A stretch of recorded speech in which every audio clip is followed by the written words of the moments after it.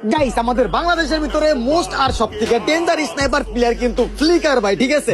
আর অন্যদিকে ইন্ডিয়ার সব থেকে মারাত্মক আর মাথা নষ্ট স্নাইপার প্লেয়ার কিন্তু পাহাড়ি গেমার। আর এই দুইটা ইন্টারন্যাশনাল প্লেয়ারদের ভিতরে হয়ে গেছে কিন্তু একটা one versus one custom match.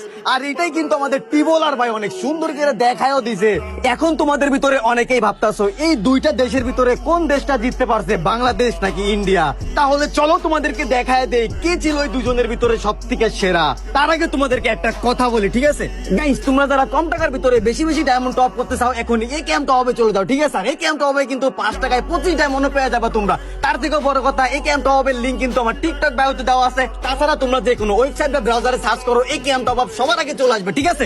India থেকে পাহাড়ি গেমার, বাংলাদেশ থেকে ফ্লিকার। পাহাড়ি গেমারের অলরেডি 6টা রাউন্ড জেতা হয়ে গিয়েছে, আর একটা রাউন্ড জিতলে উনি কিন্তু এই কাস্টমের উইনার। ওদিক দিয়ে ফ্লিকারের কিন্তু 5টা রাউন্ড জেতা হয়ে গিয়েছে এবং আর উইনার হওয়ার জন্য আরো 2টা রাউন্ড জেতা লাগবে। এই রাউন্ডটাই কি আমাদের এই কাস্টমের শেষ রাউন্ড হয়, মানে পাহাড়ি ভাই জিতে যায়, নাকি আমাদের ফ্লিকার নেক্সট লেভেলে একটা কামব্যাক দেখিয়ে এই কাস্টমের উইনার হয়ে যায়? বলে উজি ইউজ করে ফেলেছে এন্ড দুইজনে আবার দুইজনকে সেম টাইমে 150 লাগা দিছে। ভাই কি চলতেছে, ভাই কি চলতেছে? এ মাথা ঢুকতেছে না গাইস, কি চলতেছে কি? ওকে গাইস, ওকে ওকে, এদিক দিয়ে বের হইতেছে এন্ড ও কোন টিপা দিয়ে, কোন দিক দিয়ে?